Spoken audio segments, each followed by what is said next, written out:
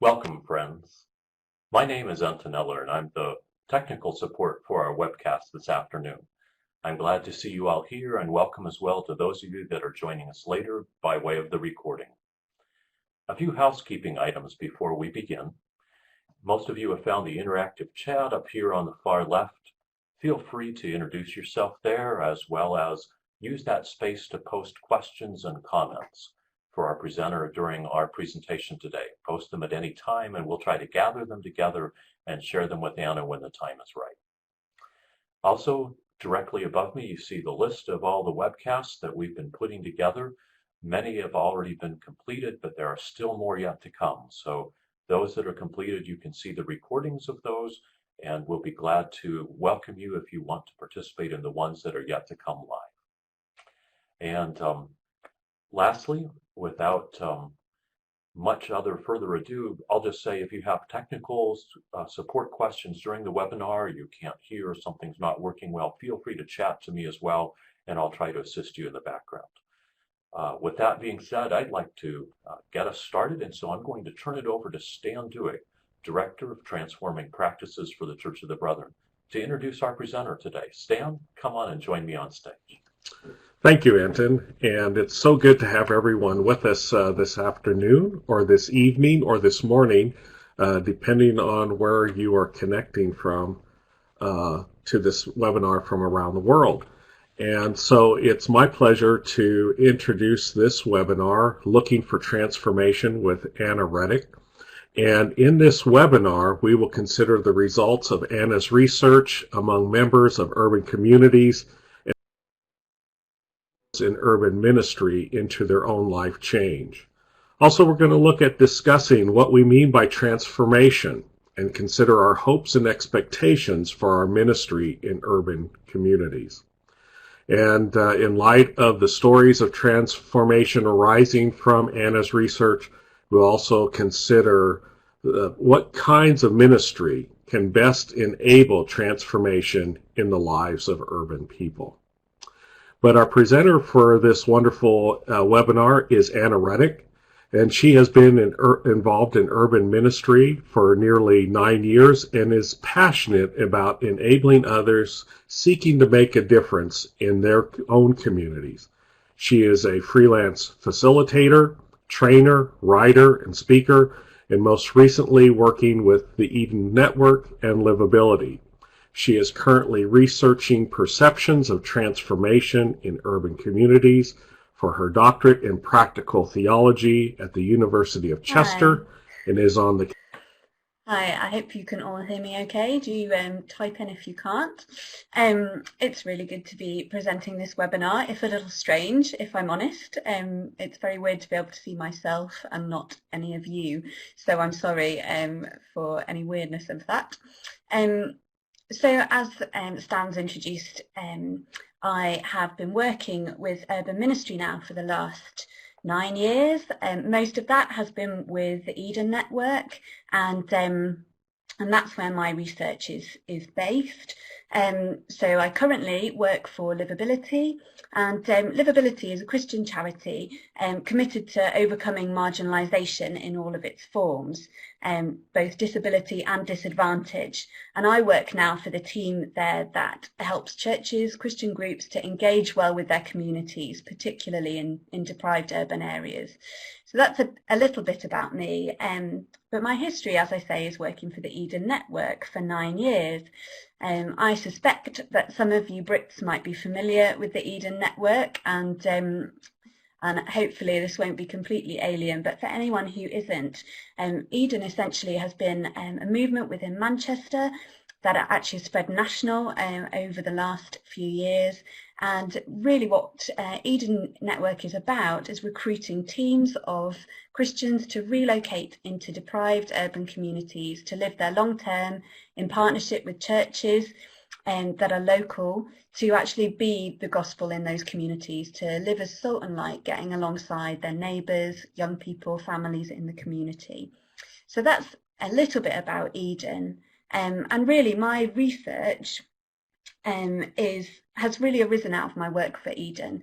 I also lived in an Eden community for 7 years, and so I've had that first-hand experience myself of just becoming embedded in a local community, and so along with my job, which was training and developing Eden team members and team leaders, so my job was to resource the network as well, and that kind of placed me at a really interesting position, in that it let me hear a lot of the questions that Eden team members had, and also gave me some questions myself, actually in response to my own urban experience. And so 6 years ago now, I'm in my 6th year, I began a part-time doctorate in practical theology, researching what do we mean by transformation. Now, you might wonder why I came up with that as a question. Hopefully it will be relatively straightforward. I don't know what it's like in the US, but certainly in England, the language of transformation is everywhere. And for most of the time that I was working with Eden Network's strapline was transforming communities from the inside out. The language of transformation was right at the heart of what we did. And so the question really that was burning for me and for lots of Eden team members was, what does it really take to change a life?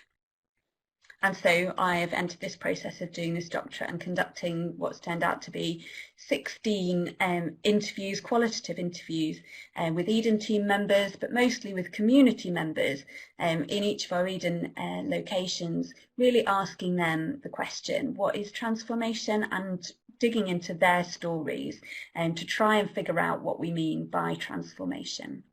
So I'm going to introduce you to some of my research tonight, and hopefully you can engage with that, ask some questions. So my first question for us really is, what are we hoping for? And I don't know about you, but in my experience of ministry, people who come into this kind of work have a real variety of expectations, and quite strong and vivid expectations actually for what they're hoping for and how quickly that might happen. And so this issue of expectation, what do we expect God to do? What is our role in the mix of that? What does our theological tradition tell us that we should be hoping for? What does salvation look like? These kinds of questions have been really pertinent for us with Eden. And some time ago, actually, I think 2012, 2011, I wrote an article about that subject. I called it Holy Sofas. And I wanted to just read you actually an excerpt from it, because I think it sums up better than I could waffle a little bit of this issue of what we're hoping for and some of the challenges that we faced in that. So I'll just read this excerpt. In any new initiative, evaluating progress and success is a natural part of team life. For Eden teams, an understanding of success was linked intrinsically to the prophetic expectation of revival. As this expectation has been redefined over the years, team members articulated the richness of their experience. This is a quote from the research. We hadn't expected to be close enough to see the real quality of the good stuff that's happened. That's been one of the real blessings. The detail of what God's been doing in the ones and twos, really, and being close enough to see what a changed life can look like. Rather than thinking, okay, it's like numbers, numbers, numbers, and it's revival, and everybody becoming Christians and sending them out around the world. From this up-close position, team members have reconfigured their expectations for an urban expression of faith. The focus group that I worked with discussed the idea of fruit that will last in John 15, verse 16, and the parable of the sower in Matthew 13 as resonant scriptural resources for their new understanding of mission. One interviewee described the faith journey of someone from his community. He won't say, I'm a Christian, I believe in Jesus, stick his hand in the air, but my goodness, he's there every single week. He does all the maintenance work, keeping things ticking over.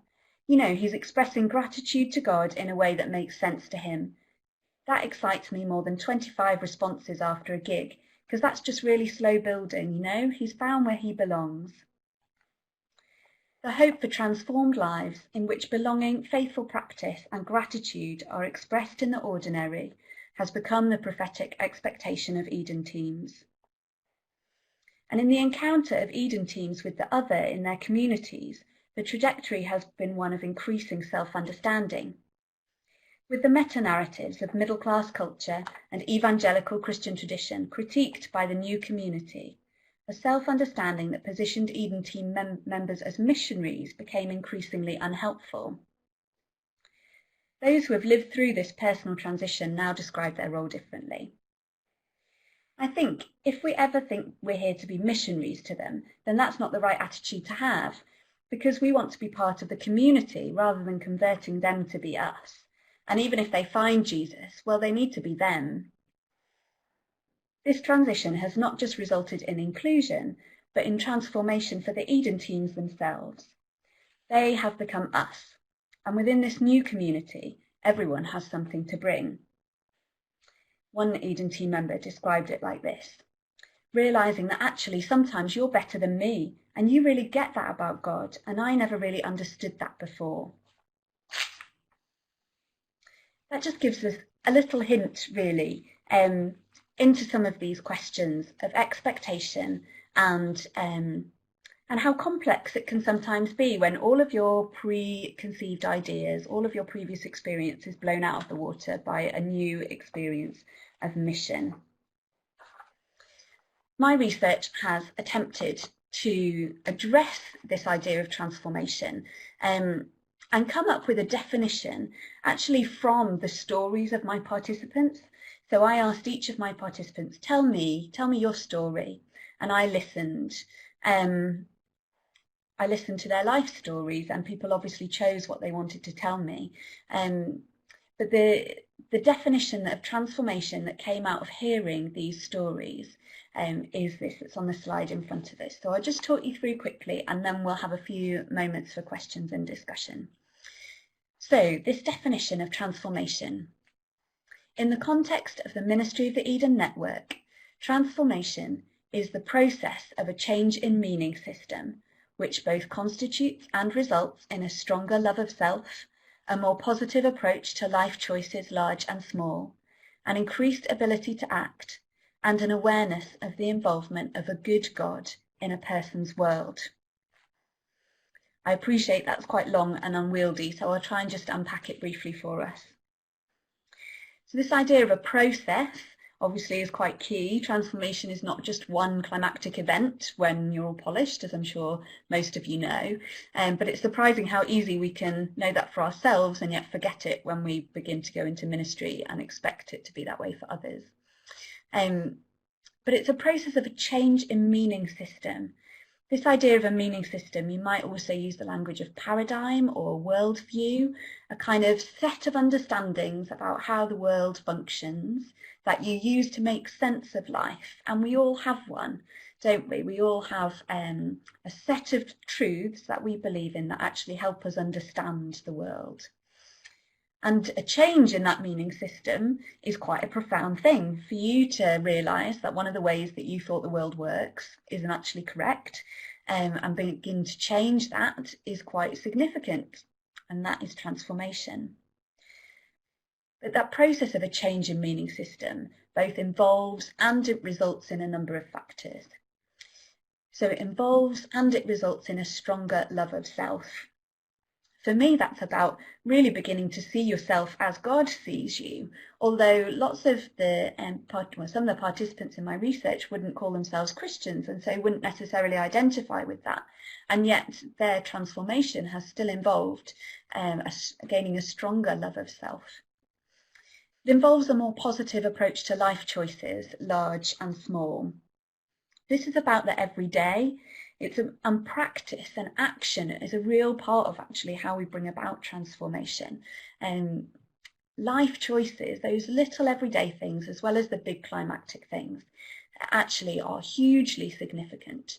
And transformation is about gaining the ability to have a more positive approach to everyday situations. An increased ability to act. I don't know about you, but I've come across a lot of people and felt myself at times incredibly unable to act, disempowered, or dependent in some way. And this is and this sense of transformation is about having a stronger ability to act, a real sense of personal agency, overcoming some barriers to taking action in our lives. And finally, an awareness of a good God in a person's world. And this is interesting because I guess up until then, you could kind of say that that's generic. You know, it's not necessarily theological, it's not necessarily Christian. And yet, this element of a good God in a person's world, having an awareness of that, is really significant and has come across in all the stories of transformation that I've seen, even among non-Christians, even among people who wouldn't identify with Christianity or any other faith. This sense of God's involvement in their story, his good presence, has been significant to effect transformation. So that's a bit of a kind of introduction to my definition of transformation. So I thought now we could pause for some questions, and I'm going to invite Stan back to join me to help me kind of field some of the questions that you guys have been putting in. So hi, Stan. Hi, Anna. Wow. I'll tell you one thing. A lot of things are swimming around in my brain. But let's get to Mike's. First of all, he says that he likes, in terms of where you mentioned earlier in your definition as you were unpacking it, the all to where that moving away from missionary term and the focus there. And then also. Mike shares a question for when we have a break. Anna, I like the idea of change of meaning system. Can you give an example of what you have seen? Yes. Trying to think of a neat one to articulate. Yeah, so in fact I will later on. I'll read you a story from my research which will give you some examples. But there's one guy called Paul in one of our communities, and he describes his transformation as like choosing ladders in life. And so he was in a gang when he was quite a young teenager, and as a young teenager he encountered Eden team members living on his street. And he describes it as from that moment on, he started climbing 2 ladders. And he was climbing the ladder of going one way, kind of selling stolen goods, getting involved with bits of crime, just generally being a bit nuts. But he had this other ladder that was kind of introduced to him at that point. And it shifted the way that he thought about himself. And he describes it as acting more adult, taking on more responsibility and being trusted more. And he then described himself coming to the point where he thought, I need to choose which ladder do I want to go on, and he chose the good ladder. And so he is no longer involved in gang activity or crime, and he has kind of got involved with the volunteering side of Eden stuff in a way that's been really positive for him. So that's maybe one example of someone having their meaning system shifted, as in what could life look like for me? How does the world work? How do you make your way forward in the world? Actually, he's come to decide that he can take the good ladder of getting a job and volunteering and actually serving in his community and finding worth and value in that rather than in crime. Does that help? Yeah, that's a wonderful example. Enton makes a comment. He says this definition of transformation is quite powerful. Do all these changes tend to happen simultaneously or perhaps in different ways at different times as the process evolves? Yeah, I think in different times and different ways as the process evolves. And one thing, because Eden team members live long term in a community, one feature of this transformation is that it happens over time. I would almost describe it as a kind of cycle of action and reflection, if you like. You might call it hermeneutical play, this kind of playing around with meanings. that is going on in this process, and you might do one cycle where someone has something chipped away at, and then they try out perhaps a different way of acting in a situation, and that then leads to further transition, further change for them.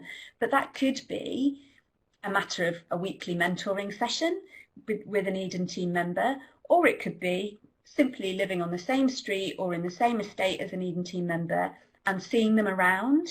And so there's kind of more intense ways that this could happen and much more diffuse ways that it can happen.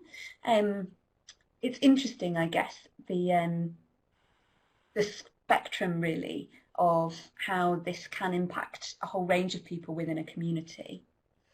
Yeah.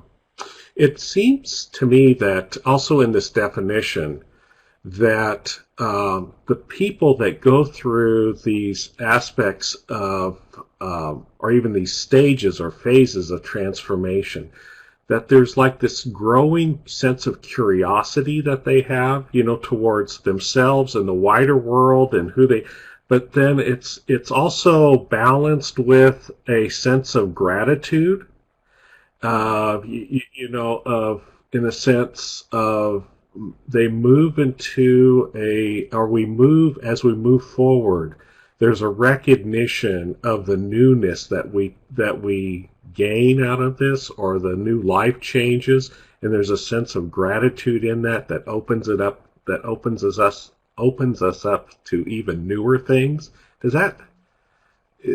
Yeah, that resonates. Does that resonate? Yeah. Yeah. One thing that's been interesting has been the fact that Eden teams intentionally talk about transformation. The reality of this, having a conversation that involves change and an expectation of change, can actually be a really helpful thing because it puts it on the agenda. So the fact of Eden team members relocating into a community in itself creates difference, and so that often initiates a conversation or sparks a thought in someone's mind. But the fact that Eden teams are informed by their faith, and that involves transformation from one degree of glory to another for them as much as for anyone else, that then transformation is on the agenda from day one. And that actually is an incredibly helpful thing, because it does, as you say, it provokes curiosity, it keeps things moving forward. It's interesting. Well, I'm going to step off stage so you can continue with your presentation. Great, thank you. Fantastic. Okay, let's move on to the next slide. So we're going to dig into this idea of transformation a little bit more. I'm going to do that using actually a couple of stories from my research. I thought you might want to hear some voices from local communities. So if I could sum up my research in one formula, which may not be a very advisable thing to do, but if I could, this would be it. Transformation, an encounter with difference, plus them staying the same, equals transformation. So let me read you an excerpt about an encounter with difference. And this is Claire and my conversation. I'll do both voices, obviously. So I asked Claire, what do you think it was about coming to church that helped? She said, because I think it was the people who went there as well. It wasn't like the people you'd normally meet, do you know what I mean? They thought a lot of themselves, they thought a lot of their health, of each other, things like that. And I think that was like the positive thing. So right, did you find yourself wanting to be like that? Yeah. There's some live here, there's a lot of drugs, there's a lot of all sorts, and you can find yourself being in there, and you have to get yourself away from it, do you know what I mean? But I think going to church helped me do that, to think this is not all of you. Don't have to be like this to be cool, to be good. I mean, I know I'm grown up and it shouldn't be like that, but it does still, So what Claire's describing there is just how challenging it was for her to meet a bunch of people who lived differently in the same estate as her. And she goes on to say, you couldn't say, oh, well, you don't live this way because you live somewhere else, you're not on this estate all the time. She says, they lived here, so that wasn't an excuse anymore. It was hugely profound for her. Now let me read you Jack's thoughts on staying the same. Jack said, "It's kind of like as a plant grows, it just grows one way. But as a human grows, yeah, it broadens. It's like a tree, different branches on a tree, and that changes it from going like a long stick and it's just added so many branches on a tree that it's just made a more full person, if that makes sense." When you think about transforming, you think about transformers and how it's the same thing, but it just expands or becomes smaller. And like the tree, it starts off just like a little thing and just expands, so maybe it doesn't change much in particular, apart from just getting bigger and bigger and bigger and broadening itself. And I think whether that's your mind, whether that's your heart, whether that's your soul, whether that's your relationships with God or something, transformation is just not necessarily, maybe not changing completely, but broadening. So that's Jack's thoughts on transformation. And he quite clearly says it's maybe not changing completely, but broadening. Now, I'll be honest, in doing this research, I was expecting something about an encounter with difference. I thought that might be there as a significant thing.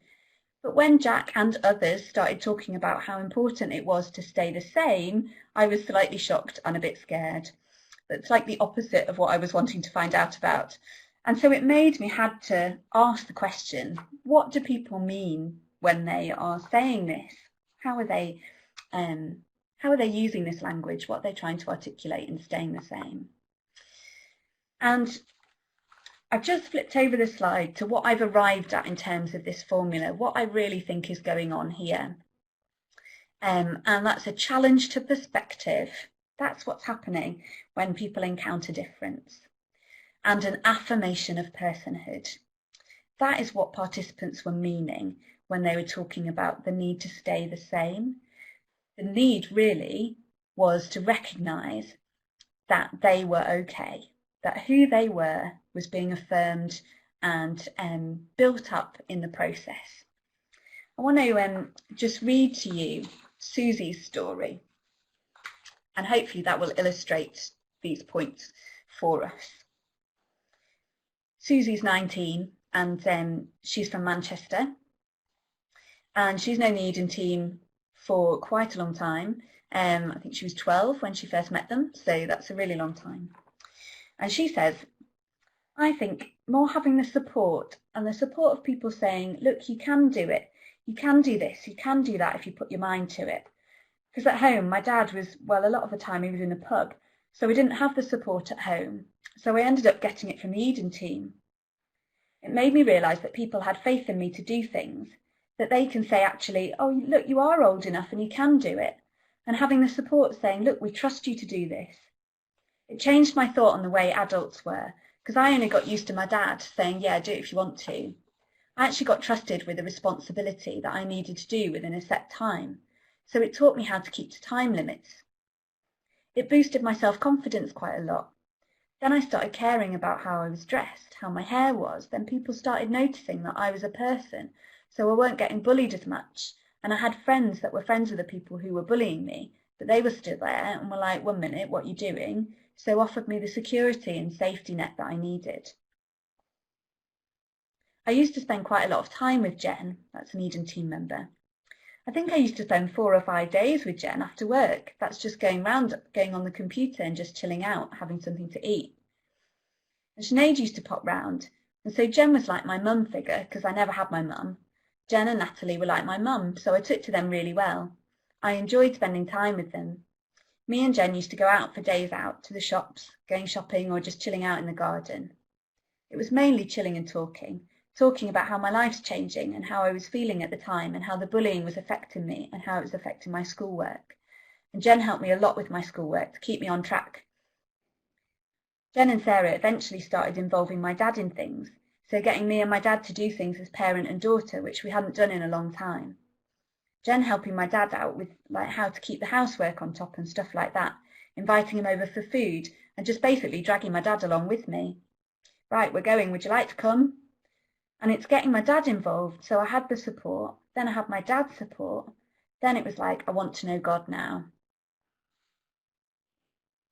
Susie's story hopefully gives you a bit of an idea of all of those elements. you can see in that her perspective was challenged. She had a different idea then on who she was as a result of people trusting her with responsibility, expecting her to be able to do stuff. And also she felt a real affirmation in the time that was spent, and the fact that she gained confidence through it. She was able to handle bullying better. She got on better with her schoolwork. These things came together in that. And her relationship with her dad was affirmed and built up. I think often we can tend to think that the solution is to take people away from themselves into a whole new life. And actually what this research is suggesting is that that can be problematic, that actually in the midst of change, people need to be able to stay themselves, to stay the same. So I'm going to invite Stan back, I think, at this time to see if we can have a little bit more discussion. If anyone has some questions they would like to ask, please do punch them in there and we'll see what we can do. Well, we'll give the folks a few minutes to share their comments and questions. I was struck by the stories that you read, and what caught my attention was that as people were working through this transformation, that they found ways to overcome judgment, some frustration, and most of all, fear. And so, you know, in those dynamics that are so important to change, what did you find as being helpful as you think about those experiences? What helped them to overcome that sense of self-judgment, of that frustration? You know, it can be one of those things of, well, I've tried this before and it didn't work, so why should I try something now? And then also, you know, just fearing change itself. And I noticed one thing that you brought up was that it's important to have some consistency or, you know, some stability in that change or in that transformation. Yeah. Okay, so yes, overcoming fear. I think what's coming from my research in respect to that is that all of this is happening within the context of safe relationships. And so whilst inevitably there are times of fear, there is there's a safety as well within that. I've described it as missional pastoral care. I think often we can put pastoral care in a little box over somewhere that happens in churches, to look after Christians with issues or whatever. But actually, I think what's going on here is missional pastoral care, actually, and so that I think will not alleviate all fear in relation to change in people's lives, but actually provides a context in which it happens. So I think that element of staying the same, that affirmation of personhood, is the most important thing to overcome fear. In terms of your question about judgment and frustration, I think part of actually our expectation for transformation is that it probably needs to include some frustration, and some unfulfillment, I think. What I'm seeing is that there is ambiguity in relation to change. There are limits of change, and that might be just for a season or that might be ongoingly. But actually, I think part of the journey is recognizing that that full change is not always the right thing to be hoping for. That journeying with God is the right thing to be hoping for. So yeah, I think if that answers your question. Greg is sharing, he says, I'm reflecting on a number of stories of individual transformation I've seen over decades of being involved in sort of living in urban communities, including his own. And then he says he identifies with the Eden teams, and I'm less than ever thinking of myself as missionary, but more of accompaniment in the mission of God. And that variety is huge. I can think of one family in the church from a really poor Cockney background who are now 3 generations involved with and active in the same church group, certainly transformed in hope in God, but not in culture. And so while there are others in form that dipped in and out of the church but have seen such transformation. And then he shares, Then a couple weeks back, I met a guy who had grown up in the same street, been into crime and drugs at the same time, had a classic evangelical conversion, testifies to life transform and leading a powerful addiction. So a wonderful example that Greg is sharing. And then Mike says, I really like these relational ideas of change. How do you explain this in relation to conversion or the work of the Holy Spirit? Yeah, that's a great question. So I would say that my definition of transformation can include conversion, but isn't restricted to conversion. It was one of my key questions. How does transformation relate to salvation? That was one of my key questions going into the research. And broadly speaking, what comes out of the research is transformation is not restricted to, it includes. And transformation is nonetheless spiritual for that either. You know, that sense of God's involvement is still there, whether or not salvation or conversion is an aspect of someone's transformation. I think, yeah, so I would say that conversion would be a subset, and that the work of the Holy Spirit is actually throughout the whole business. And I've been, I mean, this is evolving thinking to some extent, but I've been toying with the concept, the kind of Methodist concept of prevenient grace, this idea of the Holy Spirit being at work in the world, because it has so much resonance with Bosch's idea of the Missio Dei, that, you know, and that's been very much the experience of Eden teams, that they went to a community thinking that they were bringing the presence of God and actually bumped straight into God already at work there. And so, you know, there's lots of resonances going on there. And I think, you know, conversion to faith would be one particular kind of spiritual transformation, and we might say that is our priority in our urban ministry, and so that would then inform the decisions that we take in relation to it. But equally we may not. Yeah, it would seem that in terms of going there and embedding in community, it's one of seeing already how God is at work. Greg asked, how do we reflect on the diversity of transformation experience?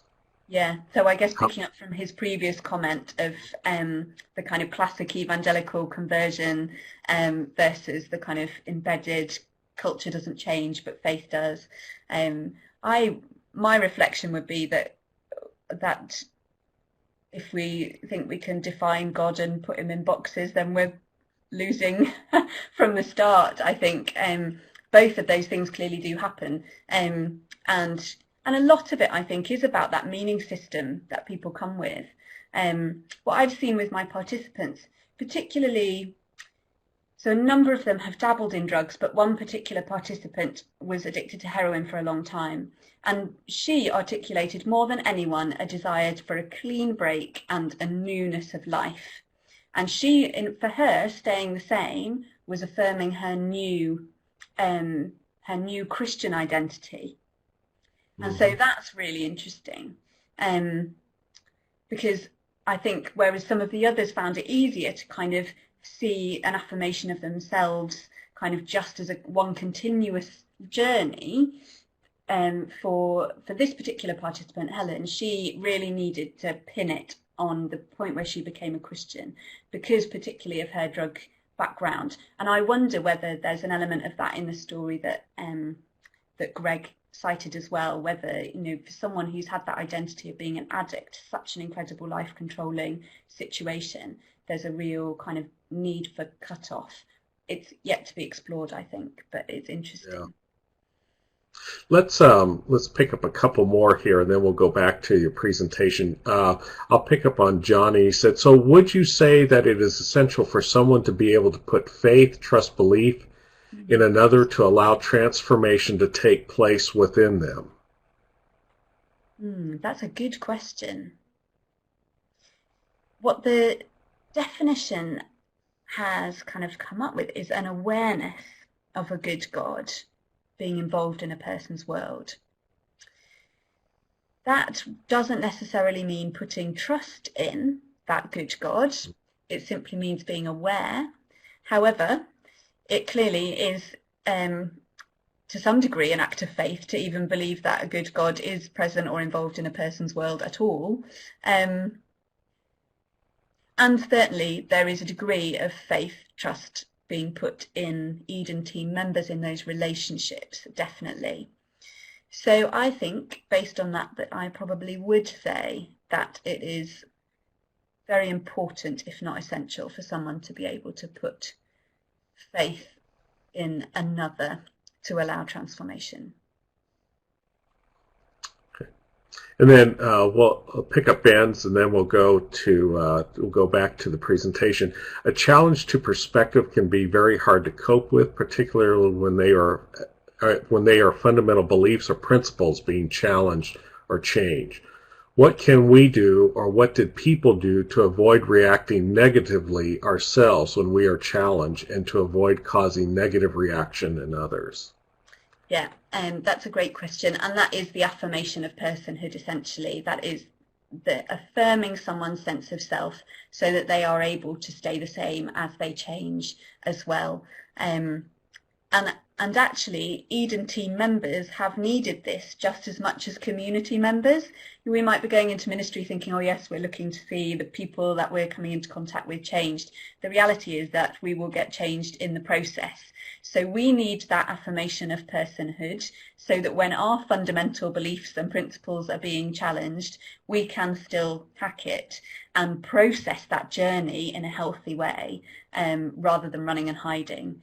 And I sometimes wonder whether in our ministries we can tend to major too far on one or the other. So there's some ministries that are great at the challenge to perspective, but not so hot on the affirmation of personhood, and others that are fantastic at affirming people, but don't necessarily bring that difference when it's necessary.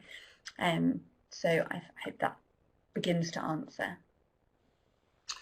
And then Anton states, finding the place where people can maintain that identity in the midst of change and transformation has been something often overlooked, it seems to me, yet which helps people really hold on in the midst of transformation. So he's really talking about your identity or status, and my phone's ringing in the background, but... Yeah, absolutely. And I think it has to happen within relationship. That's the only place it can happen, really. That's the most important thing. Oh, I appear to have frozen. Can you still hear me? We can still hear you. Your video has frozen, but you can continue, and I'll step off stage. And okay, and then we'll carry on. Yeah.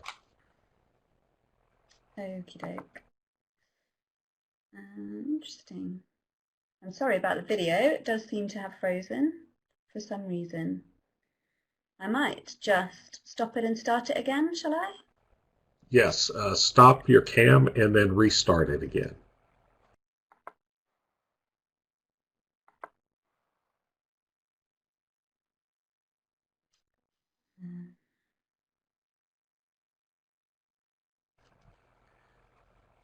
For those of us in the Mac world, we just say it's a Windows issue. So. Okay, well, I will continue presenting and you can enjoy the PowerPoint at least. For the next few minutes, I'm going to talk about the importance of how, and forgive me, I know a couple of you certainly will have heard me speak about these things before, so forgive me for that. For me, I think one thing that's come out of my reflection on ministry has been just how important how we go about ministry is to the results that we get out of it. I met a few people at a conference a number of years ago, a couple of women from a church, and they came and asked me about their cafe, because they had started a cafe to really reach out to some vulnerable people in their community. They had quite a number of homeless people and people in temporary accommodation in their community, and they started a cafe to try to reach out to those people. And the problem was that they weren't coming to the cafe. Nobody was coming in, and they came and asked me, what can we do? Why isn't this working? And I asked them some questions about their approach to the cafe, and they described to me how they really wanted to bless the people around them. So they made the cafe a beautiful space, pristine, with only the very best of everything. And they described how they wanted to honour God and honour the people that they were going to serve, and so they had a professional ethos with everything they did. They really went all out to do the customer service thing, and in talking to them, it just illuminated to me that actually the reason their cafe was empty was because there is no way that a homeless or vulnerable person could feel comfortable in this pristine, super customer service place that they had created. And it really struck me how important how we go about doing what we do is. You could run a cafe in a lot of different ways and you would get very different results. And so this is some reflections really on the importance of how, and really some key learnings about how we might do ministry in urban communities. I'm going to have another little go with the camera again and see.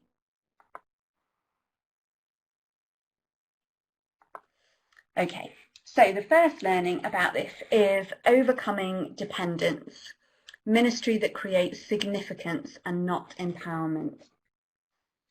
So dependence for me is a key issue within our communities, and it's perpetuated by consumer culture, and often Christian culture just swallows it whole.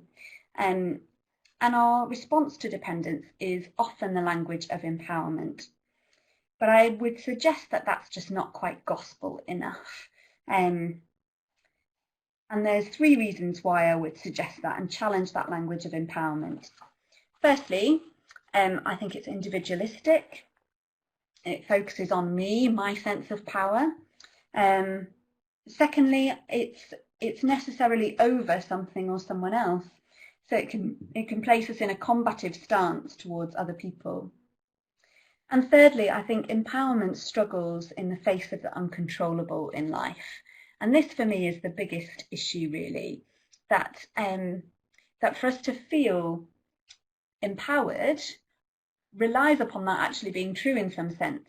But then if you're in a situation whereby your sense of agency is based on empowerment, but then you get a terminal illness, or your spouse leaves you, or something tragic happens where you recognise yourself as powerless, then all of your basis for your sense of personhood is pulled away from under you.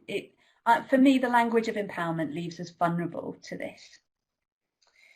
I would offer significance as a better hope,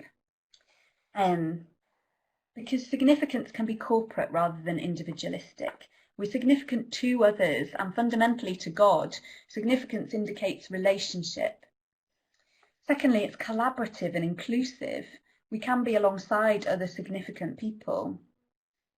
But thirdly, I think significance survives the uncontrollable of life. You may not be able to prevent a terminal illness, but you can act within it. You are still significant, even in the context of that tragedy, and so your responses always become important.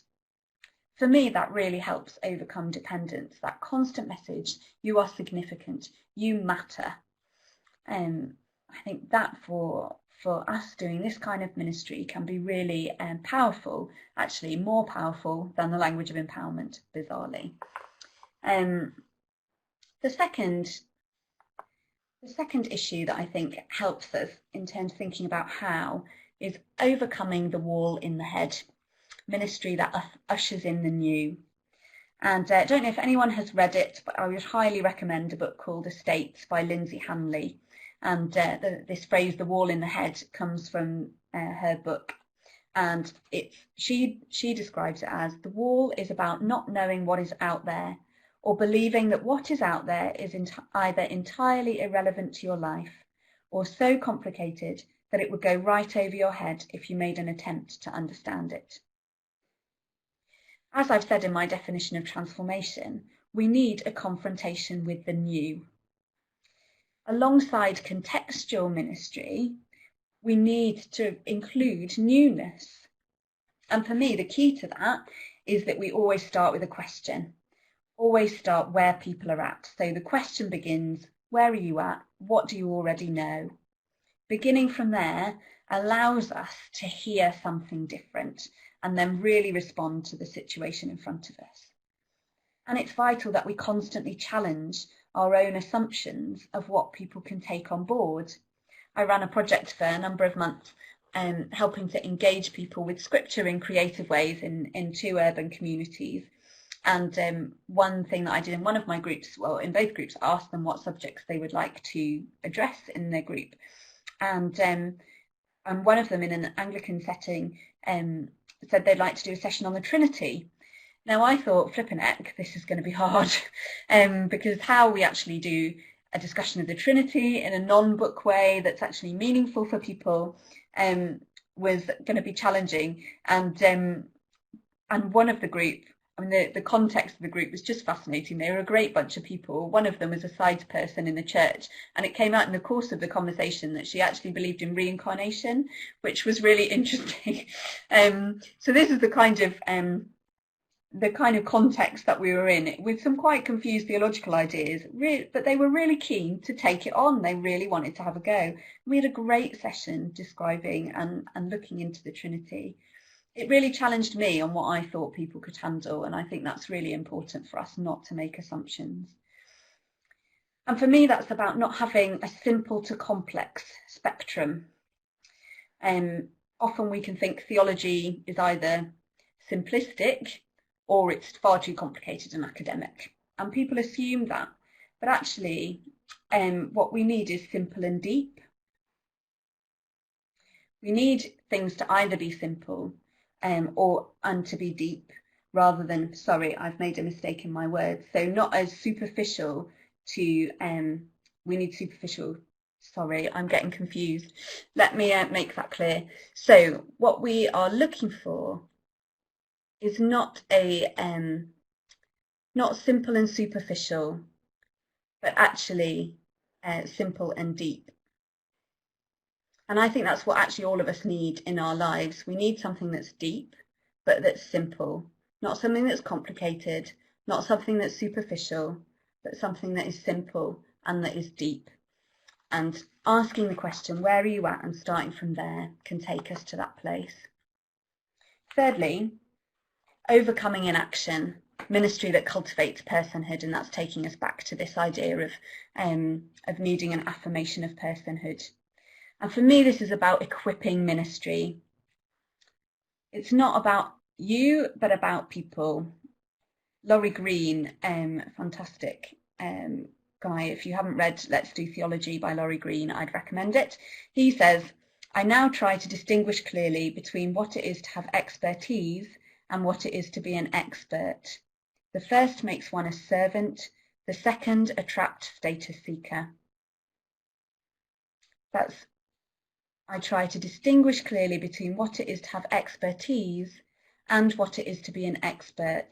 The first makes one a servant, the second a trapped status seeker.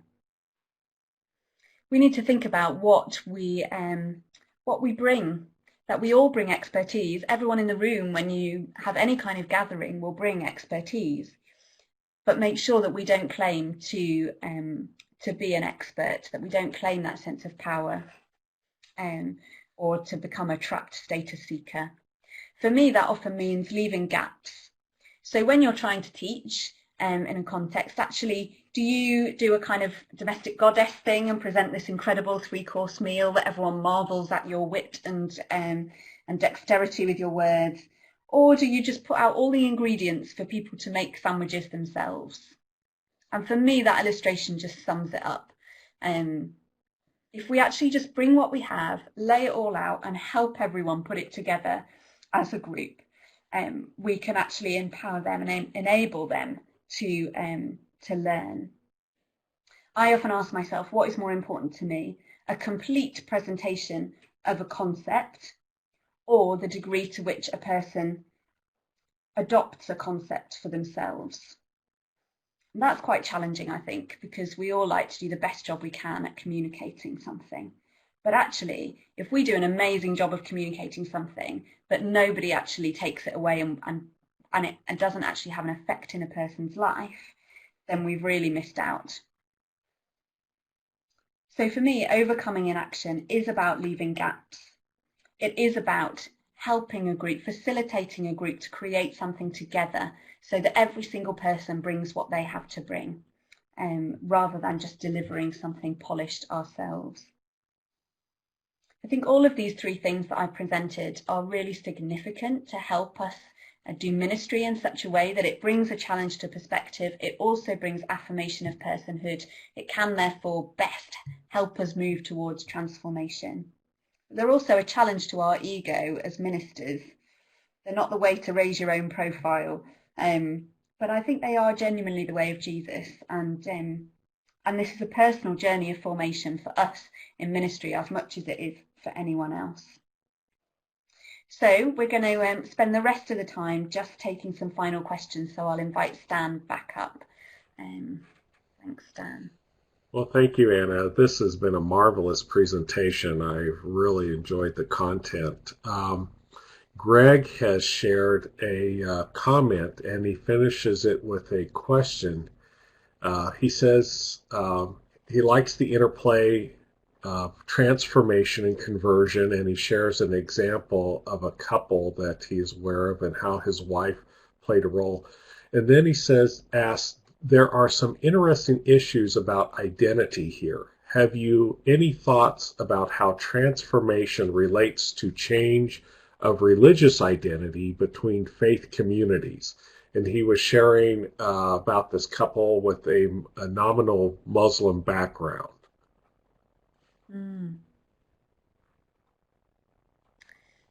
Yeah. Have I any thoughts about how transformation relates to a change of religious identity? It's not my experience, so I definitely won't claim any expertise particularly in that area. I would say that the sense of a changing meaning system will be the same process, and I think that's one thing that's really struck me in this research, that even with such a wide variety of participants in terms of the backgrounds of Eden team members, the backgrounds of some community members being so radically different, the same process of transformation applies. That change in meaning system is the key to it.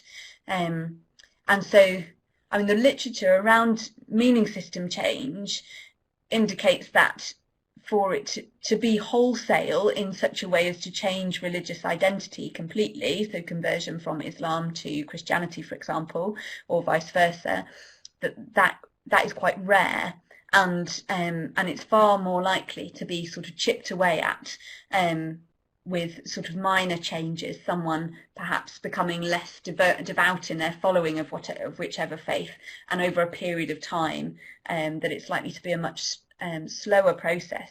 But again, I think, we can all probably think of stories where that crisis change has occurred, and so it's, it has worked differently. I think, yeah, I wouldn't want to claim to be an expert on that, but that's my first thought. Anna, is it possible to activate your camera? There we go. All right. I've done it, but I don't know if you can see me. I can't see myself.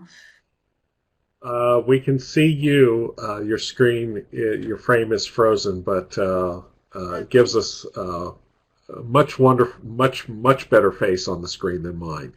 Mike writes, it seems that for many of us involved in evangelical circles and then get involved in the incarnational kind of approach to ministry, that there has been quite a wide shift towards the kind of prevenient grace perspective that you shared earlier. Would you like to share, are there more thoughts that you would like to share on that idea? I think it's just really interesting that actually often people feel when they're on this journey that they're moving away from their evangelical tradition, that somehow they're kind of compromising it, or moving away from something. And yet what I've really found in my research is that actually through the concept of prevenient grace, through other relationships between evangelicalism in the past and its relationship to culture and experience. This is deeply evangelical as an approach. And so I think what I would want to assert is that that groups who feel they are discovering these kind of themes and have this kind of tension of, is this okay? You know, is this something that is authentic for me? And can I still claim my evangelical kind of tradition, and do I want to still attach to that? I think we can say yes, that this is actually rooted within an evangelical tradition, and perhaps actually is a better expression of it than some of the perhaps rigidity that evangelicalism can sometimes get tagged with. And if we have more people saying, oh, I'm evangelical and this is how it's expressed with these ideas, then actually we might I guess renew perhaps the tradition in a really healthy way. Yeah, yeah. Well, and it seems to me that it makes us re-explore our understanding of God as God is at work in God's world, in God's creation. Yeah. And when we read Scripture, and just thinking in terms of like the book of Acts, where God is so active that it's really, Peter, Paul, and many others who are the instruments of God's grace in those activities. And so God's recreative love is already there, and they're just tuning into it, it seems like. Yeah, absolutely. It's funny, just today I've just been writing a section of my thesis about expectations of God and expectations of ourselves, and who does which jobs in this kind of activity in communities. I think it is a tension, hopefully a creative tension, but I think it's important to have those theological foundations really firm. I think it's been a growing thing within the Eden network, I think, and still for some people there's that sense of, oh, my job needs to be to work harder so that we can make more transformation happen. And there's perhaps needs to be more of a sense of growing in acknowledging the grace of God already at work, whereas for other people they're a bit further along down that journey. So yeah, it's an emerging thing, but I think it can be really helpful in figuring out what's God's job and what's my job, and how do we work together on this. Yeah.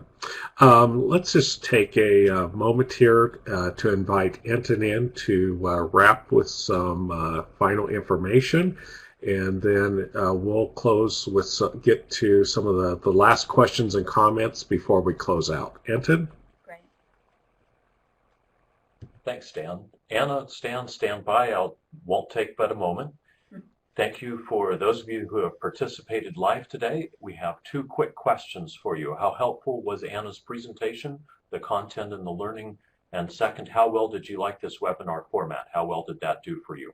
If you could just take a moment to click there, and then if there's anyone from the Church of the Brethren seeking continuing education units for participation in this live broadcast, to get those CEUs for live participation, there is a link for you to be able to follow. And I'll post that as well in the chat window to make that a clickable link. And then Stan and Anna, turn it back to you, because Anna, even though your picture may be frozen, the content is certainly not.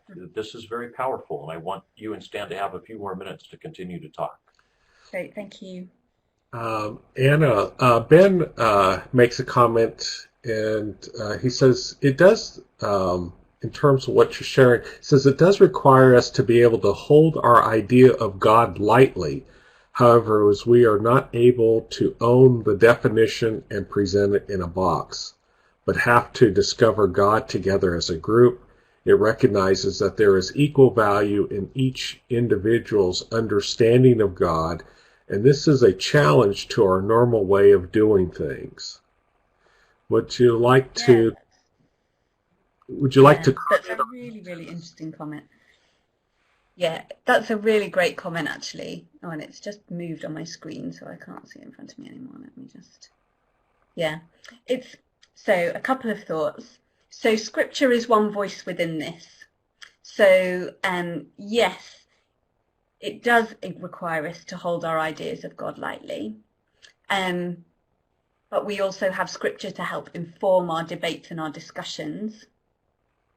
And secondly, we have no choice anyway whatever our model of ministry is, but to discover God together as a group, because we are all made in his image, and therefore every human carries a unique glimpse of the nature of God, whether they recognise that or not.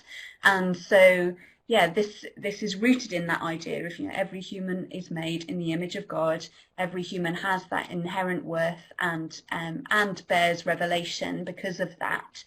And so, yeah, so whichever way of doing ministry you have, that is the reality. We can only discover God in community with others, because otherwise we only have our tiny little piece of the picture, and we inevitably tend towards making God in our own image anyway. But yeah, that's my thought. It is a challenge to our normal way of doing things, but I would suggest that it's incredibly rich, and often people feel that doing something like that will not be engaging enough or kind of deep enough for the more experienced Christians. I would argue that it is just as deep. If you're going for simple and profound, simple and deep, rather than complex, that this will be significant for anyone of any age as a Christian, if you like, or any level of Christian maturity, however you want to describe that, including people of no faith at all. I noticed, Greg Smith, you recommended the unlock methods. Absolutely, they're fantastic. I reiterate that. It would seem, too, that for followers of Jesus, it requires a real vulnerability to be able to engage in that as well, in community, in that. Mike, we're going to wrap it up with this final question by the wonderful and great Mike Pierce. So often we have thought about taking on Christian identity as leaving previous identity. Should this be expected, or might this be, in some ways, be thought of as doing violence to a person's identity? And he says he's thinking of an example of an estate person having to leave some of that estate identity behind. Yeah, absolutely.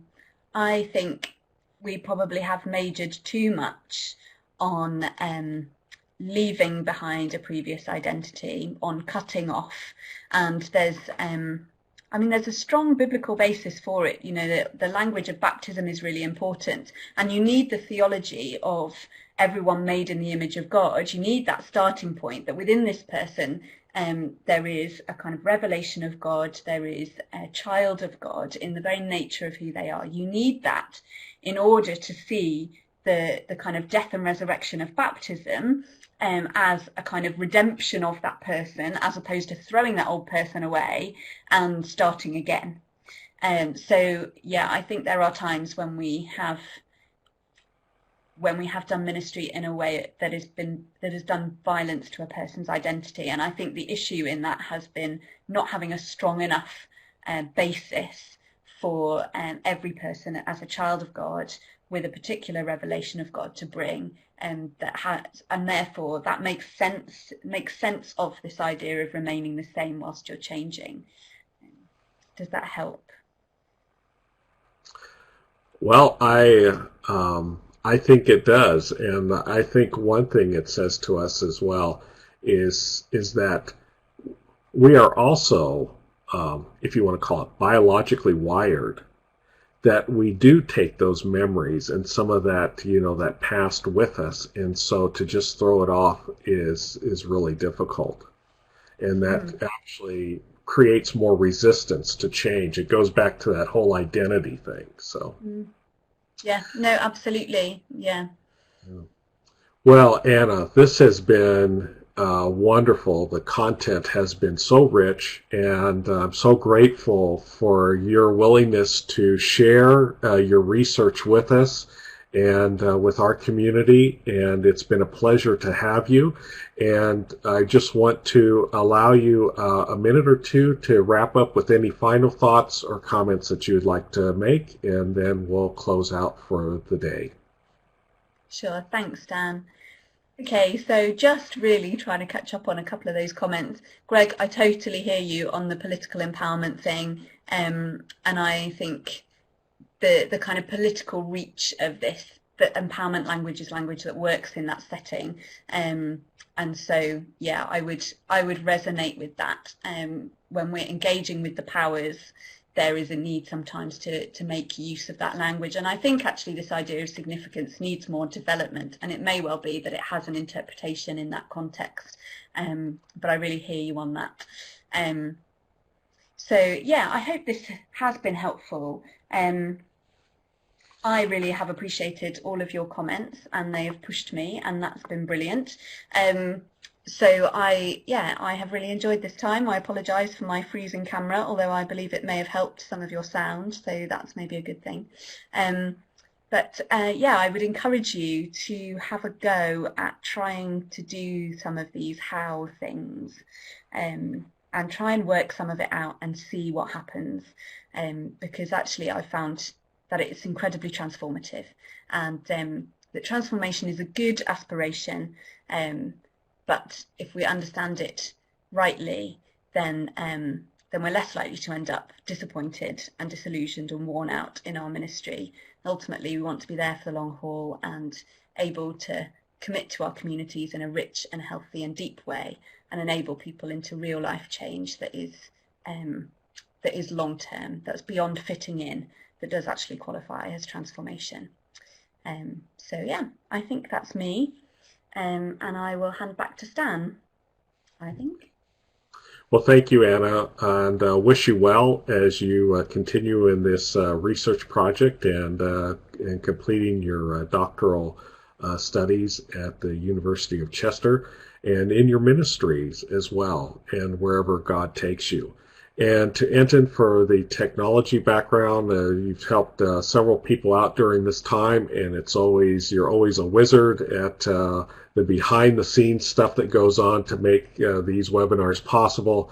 Also, we are grateful to Bristol Baptist and the UK and Urban Expression UK, and so many of our other partners that make these webinars possible.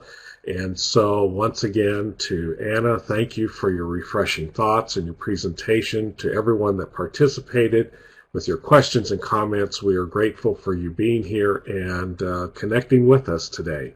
And so it's time for us, though, to close our time together and say goodbye till next time. And we hope you'll join us again. Thank you very much. Good night, good day, and God bless.